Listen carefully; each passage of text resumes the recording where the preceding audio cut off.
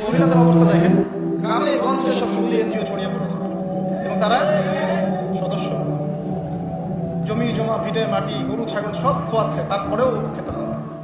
কারণ ওই যে আতাজআলু ফীহা মা ইউফসিদু ফীহা ওয়া ইয়াসফিকু দিমা, আপনি কি এমন কাউকে পাঠাবেন যে পৃথিবীতে গিয়ে ফাসাদ সৃষ্টি করবে? এটা হচ্ছে ইকোনমিক ফাসাদ, অর্থনৈতিক ফাসাদ।